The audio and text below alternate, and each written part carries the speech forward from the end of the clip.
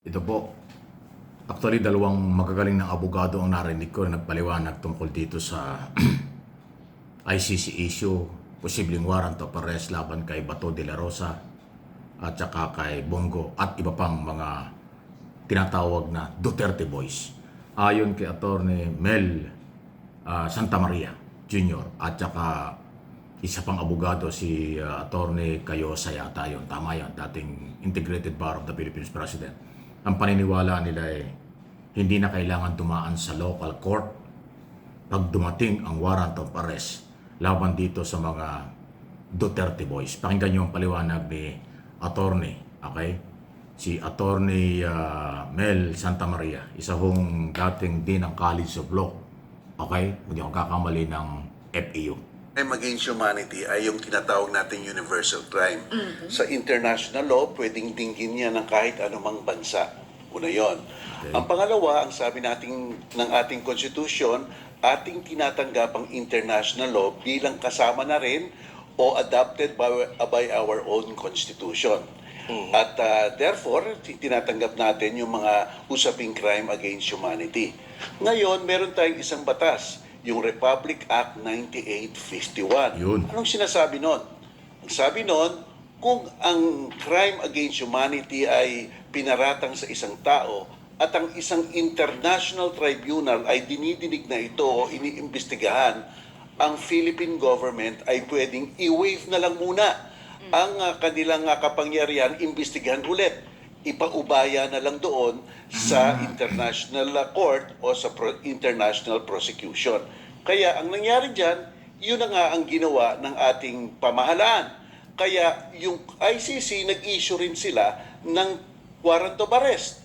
Doon naman sa ating konstitusyon, ang sabi, hindi ka makapagdadakip kung walang warrant of arrest. Pero hindi dinidistinguish ng ating konstitusyon kung anong korte yon. Ang sabi lang ng ating konstitusyon, ang warrant of arrest dapat ay i-issue ng korte.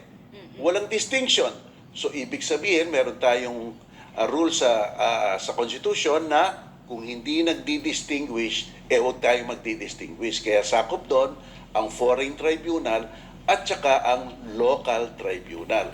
So yung Republic Act 9851, yun ang statutory bridge na dinidikit ang crime against humanity para maipatupad dito sa Pilipinas, kaya hindi na kailangan ng warrant of arrest kung nabigyan na sa international law. Yan yun. Ayan sandali So, madalit sabi, hindi na talaga kailangan. Hindi na kailangan dumaan ng local courts. Hindi na talaga kailangan dumaan ng local court sapagkat ayon nga sa Republic Act 9851, kung meron ng dumidinig na isang international court, pwede nang ipaubaya ng Pilipinas doon sa international court na yun. At kung nag-issue sila ng warrant of arrest, sabi naman ng ating constitution, dapat may korte mag-i-issue. Hindi naman sinasabi ng ating korte na local courts lang. So, pwedeng local at pwedeng foreign. Kaya kung naka-issue na, meron tayong Republic Act 9851 na pinapahintulot naman, Tuloy-tuloy na. hindi na kailangan. Sayang lang ang oras, ibig sabihin. So, Ayun, so, napakalinaw. Ang problema dyan sa mga naniniwala na dapat ay dumaan sa local court o kaya ay dapat daw pigilan ng gobyerno ang arrest order na ilalabas kung sakali ng ICC, International Criminal Court, through Interpol laban dito sa mga Duterte Boys. Paano nga mangyayari yun? Ang linaw-linaw na sinasabi ni Attorney Mel Santamaria Jr. Nandyan yung Republic Act 9851. At yun ang sinusunod ng Philippine government, hindi ng Malacanang at ng Marcos administration. Hindi na kailangan dahil nga po, nandyan na yung batas. Ang problema ng mga ayaw maniwala dyan, wala kayong ginawa. Isang taon na next month. Ilang tulog na lang, isang taon na nahuli si Duterte. Yan ang sinasabing problema, yan ang sinasabing batas na dahilan kung bakit ibinigay kaagad-agad ng Philippine government si Duterte sa ICC kasi nakapaloob nga dun sa Republic Act 9851 na basta may warrant of arrest, pwede na. Hindi nyo ina-amend Nasaan yung mga congressman pro-Duterte at mga senador na pro-Duterte ang ingay nyo? Pero itong batas na ito, after mahuli si Duterte nung nakaraang taon, Hindi naman nyo ginalaw. Dapat, mula nang mahuli nung nakaraang taon si Duterte, kung gusto nyo mabago yung batas na yan, nag-file kayo ng amendment. Or inabulis nyo yung batas na yan para wala nang magamit ang Philippine government na ipamigay kaagad after nang mag-issue ng warrant of arrest. Mag-iisang taon na walang ginawa yung mga Duterte. Puro kayo ingay, puro kayo bintang, pero yung trabaho nyo hindi nyo ginawa. Kung ginawa nyo at na-amend yung batas na yan, meron na ngayong pamamaraan na legal na kayo ay pwede talagang dumaan sa local court. Ayan sa alinaw-linaw ng sinabi ni Attorney Santa Maria. Kahit ang Supreme Court, wala naman desisyon na sinasabing illegal ang arrest order ng ICC. So ang ginawa ng Malacanang, through the Republic Act 9851, kagad-agad ibinigay na.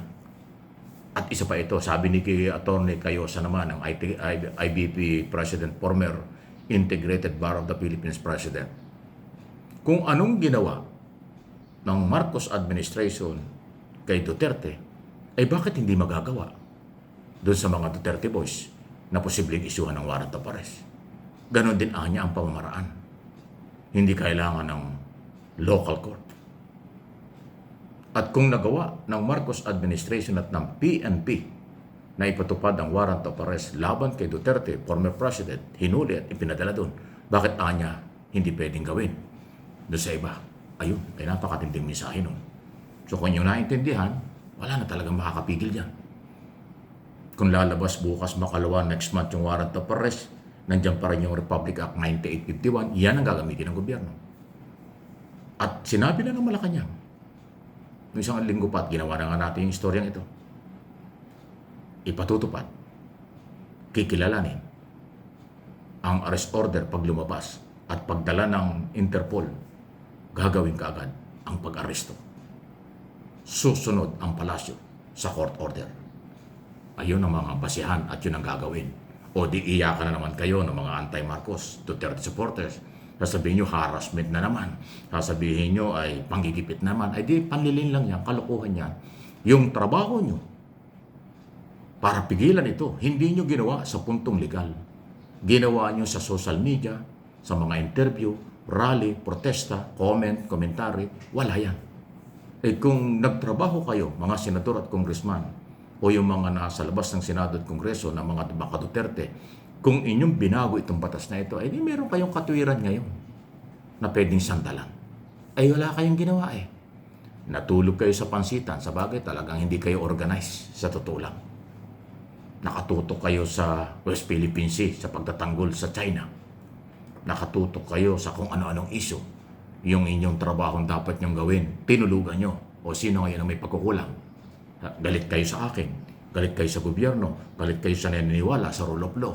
Hanggang galit lang yan. Pero pag ang pinag-usapan ay tamang proseso, laglag talaga kayo.